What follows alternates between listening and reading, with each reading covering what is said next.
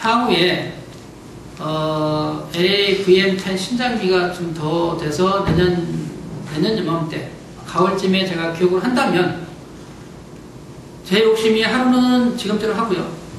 하루는 장비를 써보신 분들을 위주로 해서 좀 샘플 가지고 좀 이것 좀 해볼 수 있는 거를 하고 싶은 게 제 욕심이에요. 그때는 초보자가 아닌, 예? 초보자 아니고 VXF나 M10 써보신 분들한테 제가 이 얘기하면은 좀 이해를 할 수 되면 그분들만 10분 정도 모아서 검정선 그리는 방법을 하고 싶습니다. 솔직히. 그런다면 되게 이제 그 장비를 가서 되게 많이 안 쓰고 장비 안정화해주면 현장 요원들을 쓴다 그러면 좀 문제가 돼요. 그러면 집중적으로 안 되고 계속 혼자 쓰고 혼자 관리하는 분들은 좀 일러드리면 좋죠. 그거 알면 뭐가 하냐면 쓰다가 에러 생기거나 문제 있으면 혼자 파악이 돼요. 혼자 생각하게 돼요. 쭉 따라갈 수가 있거든요. 근데 그런 내용을 모르면 중간에 스톱해버려요. 에러 걸리면 당황스럽고.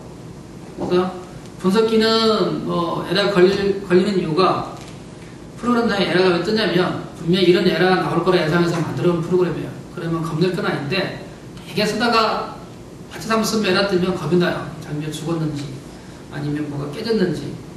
그래서 좀 혼자 계속 쓰시면 그런 것도 소화가 되는데 되게 조그마한 중소기업 가면 장비 키 잡이는 따로 있고 안정시켜놓으면 현장에서 그냥 그 작업복 차리면 장갑 끼고 막 가서 막 찍는단 말이에요. 그러면 막 자판이고 장비고 안에 엉망으로 쓴 데가 많아요. 관리도 그렇지만 실제 이제 장비 담당하시는 분은 깊게 몰라요. 분석을 안 해보니까.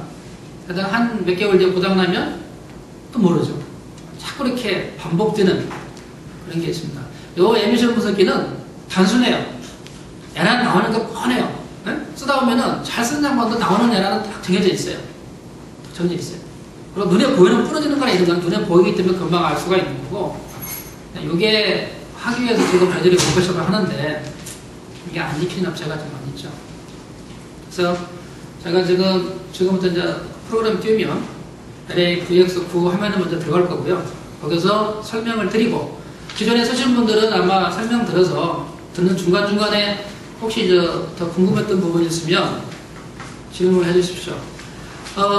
LA VX9 장비가 버전에 따라서 소프트웨어 기능이 되는 게 있고 안 되는 게 있습니다. 설명하는 거는 지금 버전업 증거 LX9도 최신 버전 같이 제가 보니까 그런 거 혹시 있으면 그때가 질문해 주십시오. 그 다음에 끝난 다음에 다음 시간은 제가 LA VM10이라는 신장비 화면을 들어갑니다. 근데 그 화면이 그 화면이에요. 몇 가지가 빠있다 뿐이지. 그렇게 진행할 테니까 가능하면 중간에 쉴 시간을 좀 줄이겠습니다. 양해를 그렇게 한 5분 정도만. 교육 중에 왔다 갔다 해도 상관없습니다. 커피 타드시고 전혀 그런 관계 없으니까.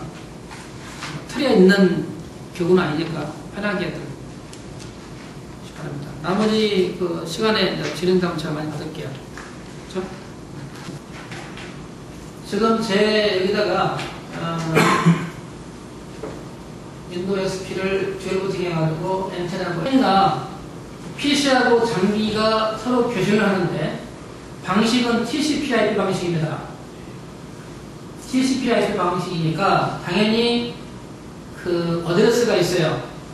어드레스가 있는데 PC 어드레스가 있고 장비 어드레스가 있어요. 랜 방식이에요. 랜 방식. 사무실에 장비 PC 게임기 쓸 때 랜 카드 꼽아가지고 쓰잖아요. 랜 방식인데 얘도 랜 카드를 써요. 근데 저희 스펙트럼 장비는 랜 케이블을 쓰는데 일반 사무실 랜 케이블은 다이렉트 케이블입니다. 다이렉트 케이블이 뭐냐면 커넥터가 양쪽에 있는데 커넥터 양쪽에 있잖아요. 꼽으려면 그죠? 한쪽 커넥터 1번하고 다른 쪽 커넥터 1번하고 그 다음에 한쪽 커넥터 2번하고 다른 쪽 2번하고 이렇게 서로 1대1로 가요. 1번이 1번으로 가고 2번이 2번 가는데 요 장비 랜 케이블은 중간에 꼬였습니다. 크로스 케이블이에요. 그래서 혹시 쓰시다가 누가 랜 케이블을 씹히거나 끊어지면 PC 가게 가면 크로스 케이블을 만들어줍니다. 케이블 종류가 두 개가 있어요. 다이렉트 케이블이 있고 크로스 케이블이 있어요. 그래서 요 장비 교신용은 크로스 케이블이다. 중간에 하나 꼬였다. 잊지 마세요. 왜냐면 이걸 모르시는 분이 같은 랜 케이블 달고 다른 걸 바꿨다가 교신한 데를 가보니까 꼬인 데가 있습니다. 그래서 절대 랜 케이블은 사무실용 PC용과는 혼용이 안 돼요. 하려면 서로 찝어야 됩니다. 크로스 케이블이에요. 그러니까 양쪽 끊었다 보면은 색깔이 뒤겼어요. 반대로 이렇게 중간에 꼬였습니다. 크로스 케이블이다. 그래서 대개 장비 들어간 PC에 보면은 램 포트가 두 개가 있을 겁니다. 얘는 이제 하나 잡혔죠? 하나 이제 안 깔았습니다. 두 개가 있는데 이런 게 두 개가 더 있어요. 두 개가 현재 쓰고 있는 게 하나 있고 그 다음에 안 쓰는 게 하나 있고 그래요.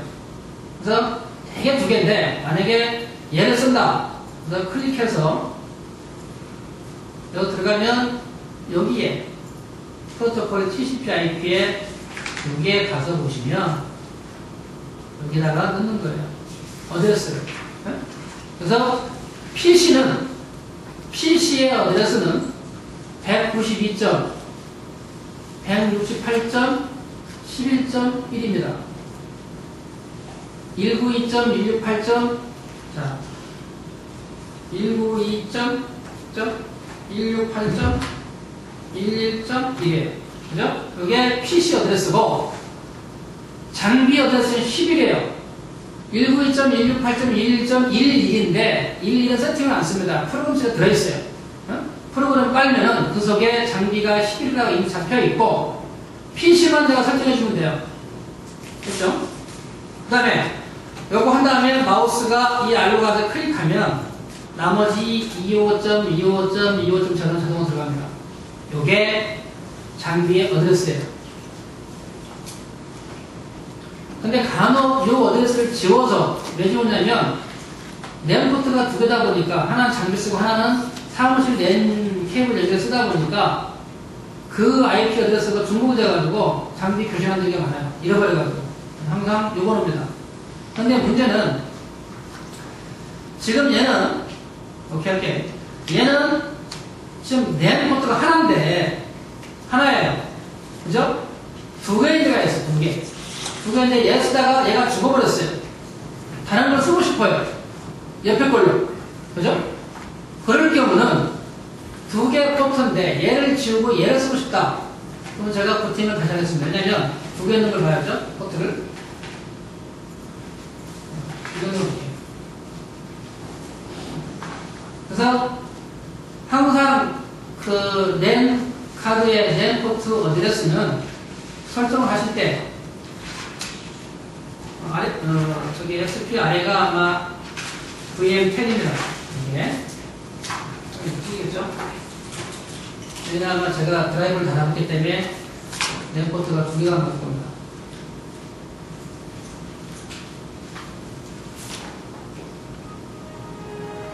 저는 스피커에 잡아놔서 화면이 틀리는데 왜냐하면 두 개 있을 거예요.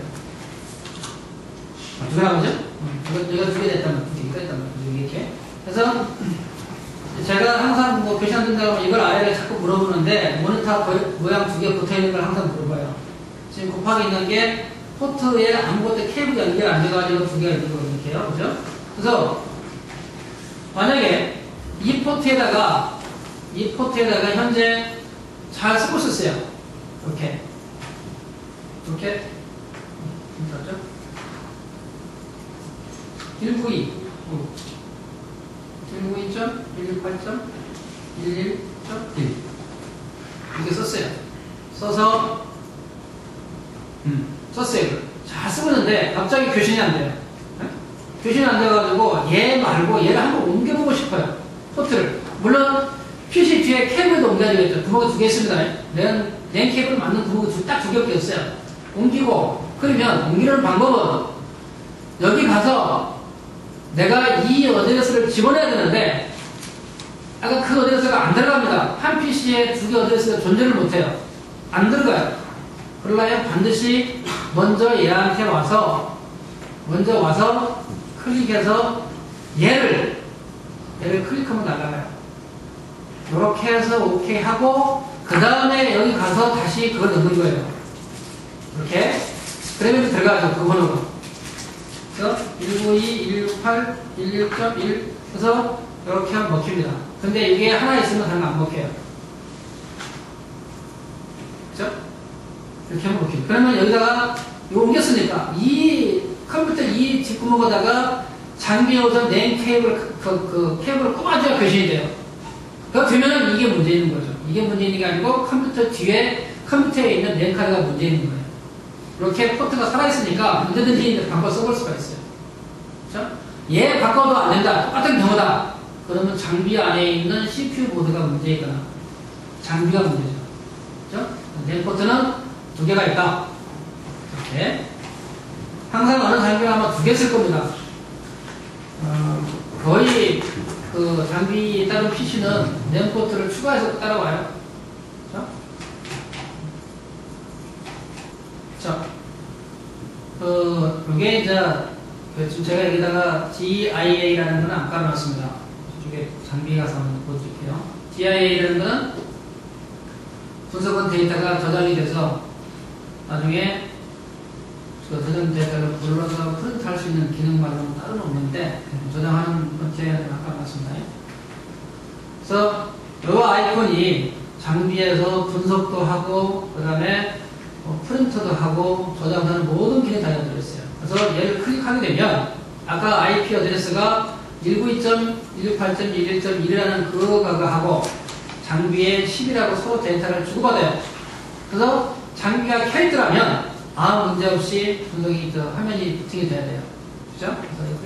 그래서 지금 장비가 없기 때문에 얘가 기동을 하는데 그 리얼 모드가 아니고 이게 분석기 사용 모드가 아니고 데모 모드로 들어가요. 교육은 가능한데 그래다가 내려왔답니다. 데모 모드 들어가요. 나비 없다 이거예요. 그죠? 그래서 현재는 그냥 단순 데모 모드 프로그램만 기능해서 각 기능만 볼 수가 있고요. 장비 가설이나 장비 쪽에 연결해서 볼 때 다 볼 수가 있죠. 그죠?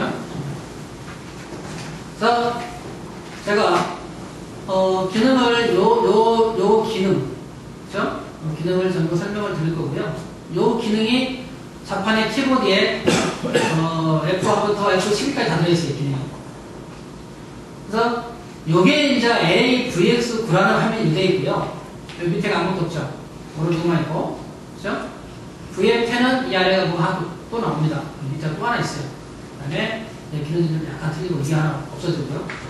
그래서 먼저 AVX9부터 설명을 드릴게요.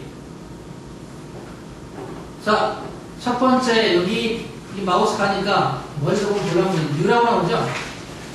주로 뉴하고 여기 오픈하고 그 다음에 세이브 기능은 메소드 화면에서 많이 쓰는데 세이브는 요 분석 화면에서 간혹 쓸 수도 있습니다. 역할이. 그래서 요 뉴라는 거는 요 메소드 화면에서 요런 그룹을 내가 새로 만들고자 할 때 그래서 지금 보면은 요 지금 프로그램은 알리멘트 분석할 수 있고 카파도 할 수가 있고 FE도 할 수가 있고 징크도 할 수가 있고요. 그죠? 지금 프로그램 뭐 다 들어있네요. 징크 10, 2003도 다 들어있잖아요. 그죠? 그렇게 다 할 수 있는 프로그램인데 요런 메소드를 하나 새로 만들 때 뉴예요. 뉴.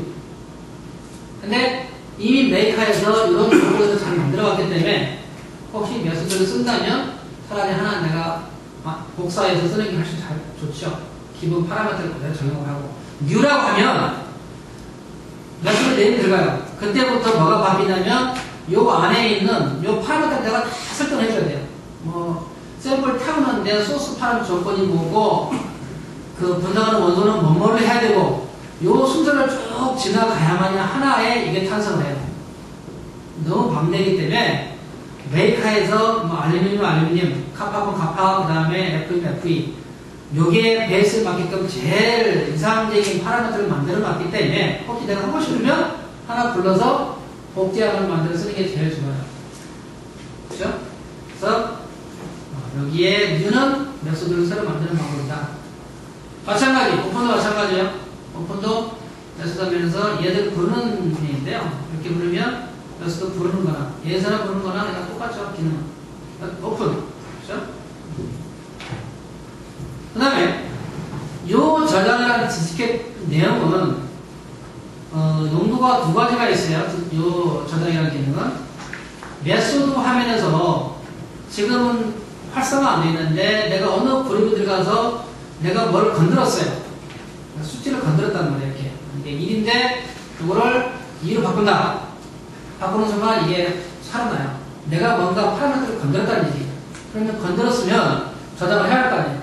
그래서 파라미터랑 손 안 대고 대담대담 하면은 이게 죽어있지만 사람이 건드려서 뭔가 바뀌는 걸 건드렸다면 얘가 쉽게 살아나요. 그러면 혹시 내가 모르는 걸 건들 수가 있어요. 그럼 모르면 저장하는 거예요. 내가 뭔지도 모르고 저장하거든요. 그래서 항상 내가 바뀔 때는 알고 해야 돼요. 그죠? 알고. 저장은 바뀝니다. 이 저장이 되어버린 거예요. 내가 뭔가 건드린 걸 생각하는 거예요. 저는 알았으니까 원래 어느 정도 했지만 몰라도 이게 살아나요. 그런 경우는 메소드에서 파라미터를 수정하고 저장하는 기능 하나. 그죠? 두 번째가 분석하면서 분석했어요. 데이터가 쭉 나왔습니다. 나와서 이 분석된 지금 현재 장비가 없어서 분석은 안 돼요. 데이터를 분석을 했어요. 분석해서 잘 나와서 이 데이터를 끝내고 싶어요. 그럼 통상적으로 이걸 누르죠. 이게 죽어있는데 자, 이게 살아났어요. 통상적으로 지금 쓰시는 분들은 이걸 누르면 끝나요. 그죠? 끝나면서 다음 샘플 넣어다가 이런 거 넣어야 되고, 그 다음에 프린트아웃도 되고, 저장도 되잖아요. 그죠? 이것도 같은 기능이에요. 얘 눌러도 자동으로 프린트아웃 되고, 그 다음에 이처럼 똑같이 샘플 레이도 나오고 돼요. 이게 분석하면서는 얘 누르는 거나 얘 누르는 거나 같은 기능을 합니다. 아마 지금 LA 비교수 쓰시는 분들은 거의 이게 편하죠? 샘플 끝내는, 이게 원래 샘플 피니시니까. 그죠? 그래서 이게 이 세 가지는 주로 메소드 하면 쓰는 거예요. 이 화면에 쓰는 거. 이 세 가지. 메소드 쓰는 거예요. 그 다음에, 요 지금 프린트가 되는 게 F12. 그죠? 이건 매뉴얼 프린트예요. 자동이 아니고, 화면상에 어떤 데이터가 나와 있어요. 지금 활성화 안 되어 있잖아요. 얘도 안 되어 있고, 얘도 죽어있고, 지금 다 죽어있어요. 얘들 4개의 키는 F12번, 4번, 6번, 요 F9번, 요 키들은 뭔 역할이냐면, 분석은 데이터가 되는 건 있어요. 분석이 돼야만 얘들이 살아요. 그래서 설명만 들어주고 나서 다음에 저반에 가면, 진짜 요 기능인 샘플이 하나 나와야 산다. 그죠? 그래서, 요 F12 프린트 기능은 내가 두 줄을 분석했어요. 싱글 데이터.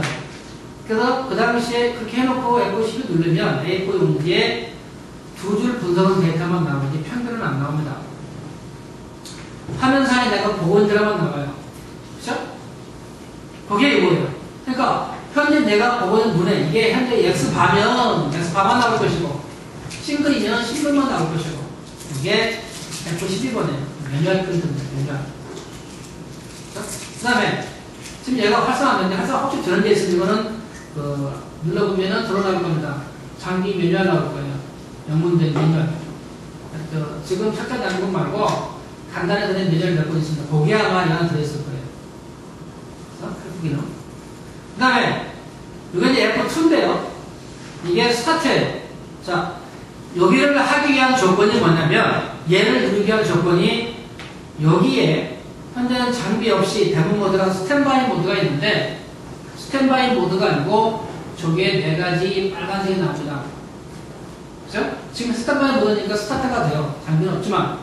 근데 장비 물려있는 경우에 스탠바이 모드가 아니고 빨갛게 나오는 3가지가 있어요. 첫 번째는 아까 저번에 봤을 때 도어가 열리면 앞에 카바를 열면 도어 오픈이라고 빨갛게 나옵니다. 첫 번째 도어 오픈. 그 다음에 두 번째가 그 앞에 샘플을 놓고 클램프를 내리잖아요. 샘플을 누르라고. 그걸 들어놓으면 클램프 업이라는 게 나옵니다. 클램프. 두 번째 빨간색이죠. 클램프. 근데 샘플, 클램프를 내려도 간혹 얘가 뜨는 경우는 샘플 문면이 더럽거나 아니면 뭐 이상하게 다른 거 붙어있거나 그러면 안 돼요. 그럴 경우는 문면을 갈아주시든지 아니면 뭐 나벨을 떼주시든지 그래야 스탠바이 모드가 나옵니다. 첫 번째가 도어오픈이고 두 번째가 클램프업이고 세 번째가 뭐냐면 장비 뒤에 가면 스위치가 2개가 있습니다. 그죠? 큰 거 말고 버튼을 눌러가지고 한 번 누르면 펴지고 한 번 누르면 꺼지는 스위치가 두 개가 있어요.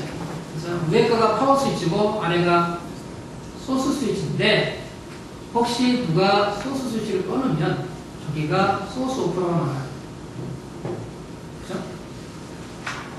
근데 그 빨간색이 나왔을 때 장비가 없으니까 좀 제가 이것저것 못 해보는데 여기가 만약에 도어 오픈이 걸려 있어요. 근데 못 봤어요. 그래서 얘를 스타트하면은 화면상에 뭐라고 나오냐면 스타트를 진행 않고 도어가 열려있다고 나와요. 일러줍니다. 혹시 빨간 거 못 받더라도 일러줘요. 그죠? 클리어법도 일러주고 소스 오픈도 일러주고 세 가지. 마지막 네 번째가 뭐냐면 아론가스가 레귤레이터에서 장비로 오는 압력이 7바 정도, 7kg 정도 쓰는데 그게 메인 범배 압력이 떨어져 있거나 아니면 누군가 줄여놔서 4kg 이하 거리에 있으면 이거 아론가스로가 나와요. 가스 압력도 충분치 않으면 샘플을 태울 수가 없습니다. 그 네 가지 에러가 아니면 항상 스탠바이 모드예요. 정상이라면. 그죠? 스탠바이 모드. 네 가지가 첫 번째, 더 오픈. 두 번째, 클릭 업. 세 번째가 소스 스위치 소스 오프고, 그 네 번째가 아론가스 보고 걸립니다. 이 네 가지가 아니면 항상 스탠바이 모드예요. 정상적이라면. 교신이 진행됐다면. 그죠? 그래서 요 스탠바이 모드 나왔을 때 스파크 스탠드 샘플 넣고 스타트를 하는 거죠. 이렇게. 그러면 얘는 혼자 진행을 해요. 지금 장비가 없지만 전문 모드이기 때문에 하다가 에라 뜬망요. 스파크 3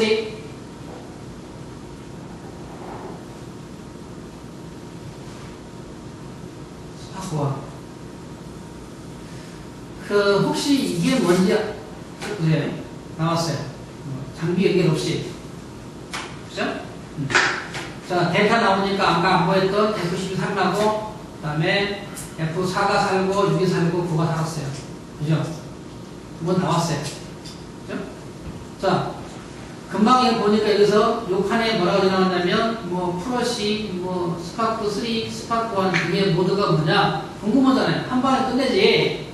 왜 스파크 1이 가고, 스파크 2가 가고 쓰라 그냥. 내가 FEBS를 지나가겠습니다. FEBS가 많으니까. 그래서 갈게요. FE, 이거 갈게요.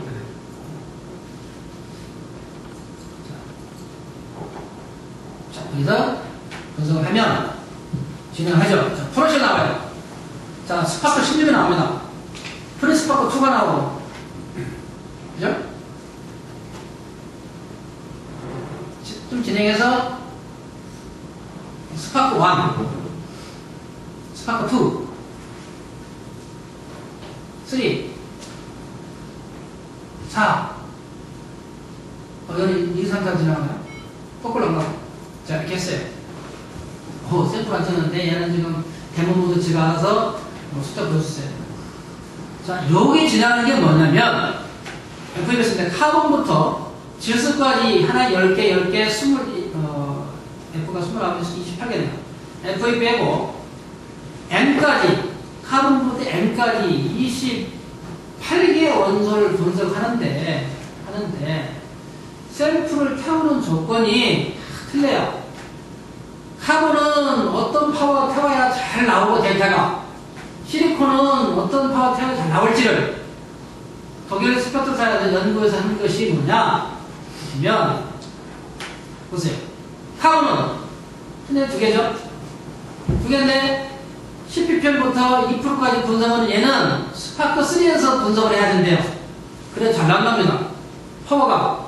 그 다음 카본은 얘는 1.5에서 4.3%까지 하이 카본을 분석하는 얘는 스파크 2에서 분석해야 된대요.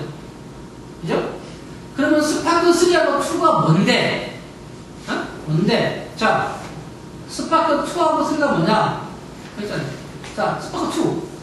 스파크 2는 600Hz의 파워로 3초간 태워라. 메이커에서 만들어놓은 프로그램 스탑만에 따라서 600Hz의 파워로 3초간 태워서 얼른 카본을 하나 분석을 하고, 스파크 3 오면은 좀 낮은 파워로 3초간 태워라. 그 프로그램 28만 이렇게 짜놓은 게 프로그램이에요. 그죠? 그러니까 카본부터 질소까지가 어느 원소가 어느 파워 잘 나올지는 몰라요. 메카에서 무엇도 없이 고생해서 만들어준 저 프로그램이에요. 그러니까 아까 내가 새로 만들려면 저걸 다 하냐고 잡아야 돼요. 모르잖아요. 제가 이걸 모르겠어요. 이 프로그램 모르겠어요. 프로그램 되게 많아요. 그게 안 되겠죠? 이 프로그램이 굉장히 숫자가 많아요. 30번에 도대체 뭔 프로그램인지 모르겠고 13번이 제가 짜놨어요. 프로그램이 이렇게 시퀀서가 있습니다. 그거를 스펙트럼사에서 스파크2다. 네? 스파크2에서 보시면 스파크3, 스파크2에서 분석하는 원소가 이거란 말이에요. 네? 스파크2에서 하는 원소가 카본 얘란 말이에요. C2라는 놈. 그죠? 스파크3에서 하는 놈이 얘고, 얘라는 거예요. 또 하나의 카본, C3라는 놈이에요. 그죠? 그러다 보니까, 나의 파라미터 보면, C3 얘는 스파크3인데, 얘를 낮은 거를 분석하기 위해서는 스파크3 모드에서 아까 그 파워 가지고 해야 되고, 그래서 아까 분석을 지나간 게 그 모드를 지나가는 거예요. 그래서 순서는 어떤 순서다? 이 순서로 지나가요. 첫 번째, 이게 나오죠?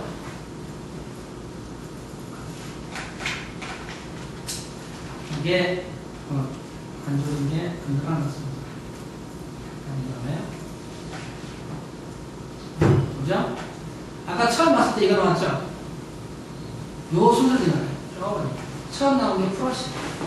스파크 16. 프리스파크 2. 자, 프로시는 뭔 타입이냐? 샘플을 올리기 전에까지 전극 속에 혹시 에어가 있을까봐 샘플을 올린 다음에 아르곤을 불어준 타입. 그래서 에어를 빨리 불어넣는 게 프로시. 얘는 스파크 16은 실제 여기서는 안 씁니다. 이거는 솔로블이나 인솔로블 분석할 때 쓰려고 만드는 일반 모드예요. 실제 얘는 일반 분석에서 잘 안 쓰는 스파크 16이고, 프리스파크 2는 뭐냐면 앞에가 프리 붙은 거는 많은 스파크 2인데 이때는 분석은 안 해요. 비물을 못 들어가게 다 막아놨어요. 대신 샘플 표면에 혹시 오는 것을 살짝 태워줘요. 아르곤을 불어주고 그 다음에 표면을 살짝 태워주고 그 다음부터 정식으로 나옵니다. 이때부터 분석되는 거예요. 스파크 1에 이때 이 모드 나올 때 스파크 1이라고 저희 모드 다 분석하고, 그 다음에 스파크 2 나올 때 이때 관련 모드 다 분석하고, 거기 어디가 있다? 이거요. 스파크 1일 때 이 원소 2개 분석해요. 그죠? 이 원소 몇 초 동안에? 2초 동안에. 그 다음 스파크 2로 넘어가요. 그때 나오는 분석은 이 원소를 다 분석. 한꺼번에 다 하죠. 스파크 2 시간에. 몇 초 동안에? 3초 만에. 그죠? 그래서 먼저 그냥 분석한 데이터 가지고 있고, 그 다음에 스파크 2에서 이 원소 또 가지고 있고, 그 다음에 스파크 4에서 분석 데이터 가지고 있고, 해서 여기까지 끝나면 가지고 있는 데이터를 전부 다 모아서 한꺼번에 이 화면에 나타내는 게 분석 방법이에요. 그래서 아래가 지나가는 게 여기가 스파크 1, 2 지나가는 게 그것 때문에 지나간다. 궁금하지 않았어요? 한 번에 분석은 왜 지나가는 이유가 있어요. 그래서 메저 컨디션, 소스 파라미터에 관련되어 있는 그 순서 지나간다. 다 끝나야 그럼 분석 시간이 얼마냐? 과연? 그러면 결국 이 시간이에요. 2초, 3초, 3초, 2초, 5초, 8초, 12초. 스파크 4가 10초에 값도 있죠? 아니다. 24초, 14초, 16초, 19초가 스파크 2가 19초까지. 19초, 22초, 26초 끝나면 다 끝납니다. 26초가 되면 요 24가지 8개 원소 한번 다 나오죠. 누가 와서 분석 시간이 몇 초냐? 그러면 아까 그 화면에 들어가서 다 총을 더하면 분석 시간입니다. 순수한 기계가 동작하는 시간, 사람이 샘플 올리는 건 무시하고 기계가 동작하는 시간이 26초다. 이게 그거예요. 그렇죠? 그래서 F12가 죽어있는 거는 데이터를 분석해야 나온다. 이거 그대로 지나가야죠. 그죠? 앞에 아까 봤던 순서 그대로. 그 다음에 이제 스파크 완료하는 거죠. 이게 10초. 아까 10초라고 제일 기다리죠? 그 다음 스파크 1이 2초, 3초밖에 안 돼요. 금방 넘어가죠. 짧으니까. 그렇죠? 이렇게 해서 4까지 지나면 끝이잖아요. 그러면 데이터 나오는 거예요. 그래서 데이터가 나오니까 드디어 이게 살았어요. 얘들이. 그래서 한 번 더 분석한 것도 다시 한번 분석을 하겠습니다.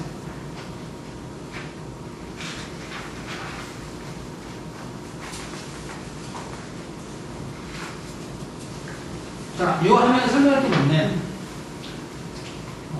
청색도 나오고, 까만색도 나오고, 빨간색도 나오고 있잖아요. 그죠?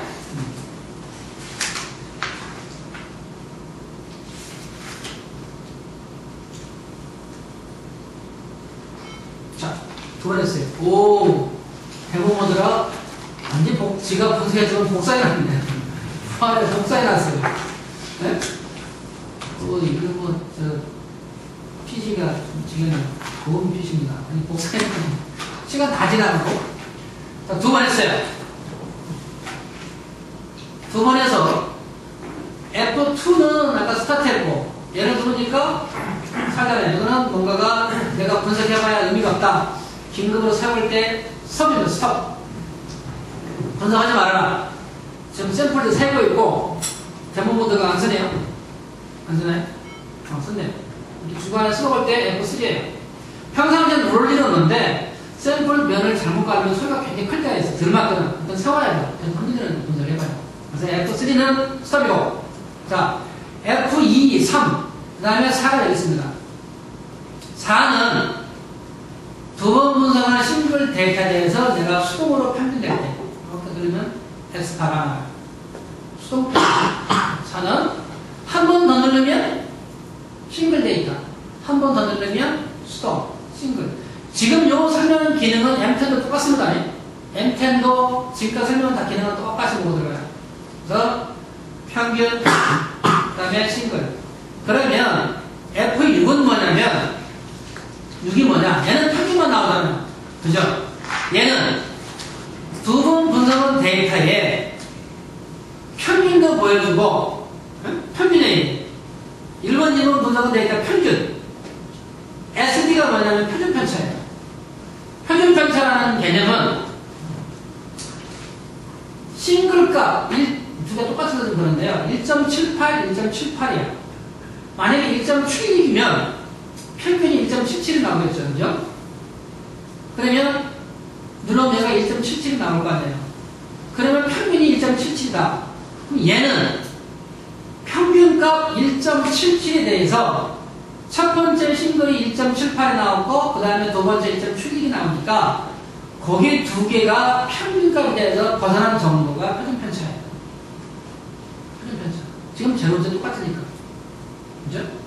그러면, RSD는 뭐냐면, RSD는 요 표준 편차 놈이, 얼마인지 모르는 요 놈이 평균값에 대해서 얼마나 벗어나는지를 비율로 보여주는 거예요. 비율로. 같은 퍼센테이지인데 얘도 프로, 얘도 프로예요.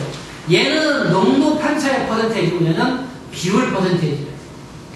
응? 알겠습니다. 개념은. 그러니까 혹시 10번 분석해서 얘를 둘러보면 그때 나오죠. 아, 표준 편차가 얼마인데 과연 이게 얼마나 흔들렸는지 RSD. 아니 볼 수 있는 게 F6입니다. F6. 다시 F4 누르면 또 싱글. 다시 한번 누르면 평균, 싱글, F6을 누르면 표준 편차가 RSD 보이고 다시 쓰이는 거죠. 그렇죠? 이게 4번, 6번입니다. 4번, 6번, 11번은 데이터가 있어야 살아요. 그래서 좋습니다. 그러니까 이럴 때 프린터면 얘를 누르면 두 개만 나오고 계시고 이렇게 했을 때 누르면 얘만 나와요. 싱글은 안 나오고 순수한 얘는 매뉴얼 프린트다. 수동 프린트예요. 그 다음에 이렇게 했을 때 누르면 얘만 나와요. 그러면 A4 용지에다가 싱글도 나와야 되겠고 평균도 같이 나오게 하는 게 자동입니다. 자동. 이거는 수동이고, 그렇죠? 자동은 따로 있어요. 따로. 그렇죠? 자, 그 옆에 얘기 뭐냐면 말이 샘플 피니시인데 지금 저 VX9 쓰시는 분들 이거 쓰시죠? 다음 샘플 찍을 때, 그죠? 얘가 누르면 뭐 한 바뀌잖아요, 그죠? 이게 샘플 피니시. 자. 2번, 3번, 4번, 5번이 이게 5번이에요. 6번이고, 7번이고.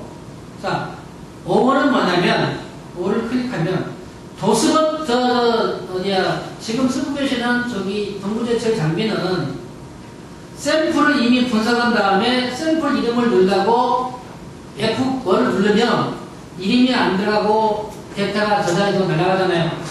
그때는 분석한 나중에 Shift 플러스 F9죠. 아시죠? 얘는 분석한 데는 누르도 데이터 안 날아갑니다. 윈도우 버전. 샘플 네임을 잊어버렸거나 혹시 안 바꾸고 분석해도 나중에 넣어도 돼요. 데이터 두고. 여기다가 1, 2, 3, 4를 넣고 이제 넣어도 이미 분석 끝난 상황 다 들어가요. 이게 이제 윈도우 버전 비전 바뀌면서 이게 바뀌었어요.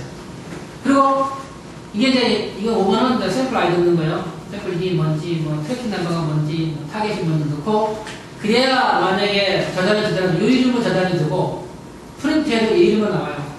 그러기 위해서 행시 F5에다가 넣어야 되는데 안 넣더라도 한 번 넣고 두 번째 자, 이 샘플이 끝났어요. 1, 2, 3, 4라는 샘플 분석이 끝났고 또 하나 있는 게 2, 3, 4, 5다. 얘를 분석을 해야 돼. 그럼 이 샘플을 끝내야 할 거 아니에요. 끝을 내겠다. 그러면 그때 이게 샘플 피니시예요. 그래서 샘플 피니시. 끝을 누르는 순간 누르면 자, 좀 프린트 연결 안 됐습니다. 누르면 얘를 안 누르는데도 샘플 이름 들어가 나와요. 자동으로. 그래서 여기다가 다시 2, 3, 4, 5 안 들어가요. 지금은 잠깐 얘기하는 거예요. 그래서 2, 3, 4, 5를 넣어서 그렇죠? 2, 3, 4, 5를 넣어서 하고 이미 얘 데이터는 싱글 데이터는 두 번 보던 데이터 평균이 저장이 되어 있고 그 다음에 아까 싱글 도전하고 평균도 프린터가 이미 되어 있어요. 이거 누르는 순간 그러면 얘를 누르니까 자동으로 프린트 되는 이유가 왜 되냐? 왜 되냐? 는 여기에 메소드를 가면 이게 아웃풋 포맷이라고 있어요. 이게 클릭해보면 프린트에 이렇게 되어 있죠. 만약에 여기서 프린트 오프를 하면 아까 샘플 프린트 눌러도 프린트를 전혀 안 씁니다. 평균만 저장만 돼요. 이렇게 하면 평균만 프린트 되고 자동으로 나와도 이렇게 하면 평균하고 싱글 같이 나오고 이렇게 하면 뭐로 해가지고 RSD, 표준 편차, 싱글, 평균 다 나옵니다. 통화가 올라도 있죠. 그렇죠? 이게 그거예요. 그래서 왜 얘를 누르니까 F 용지에 싱글 두 줄 평균 나오고 그 다음에 아까 평균 편차 아래 다 나오냐? 그거는 아까 메소드에서 여기가 들어있다. 여기서 설정한 거다. 설정한 대로 따라 나온다. 이게 요겁니다. 그죠? 그 다음에 F7 기능이 있어요. F7 기능이 뭐냐면 그 포스트표에서는 표준화라는 말, 일반 업체는 리캐리브레이션, 또 하나 스탠다드제이션 같은 말입니다. 이거 뭐냐면 잘 쓰다가 데이터가 안 맞아요. 데이터가 안 맞아서 뭐 데이터를 맞추기 위해서 보정을 하잖아요. 그래서 이 보정하는 것에 대해서 제가 교육을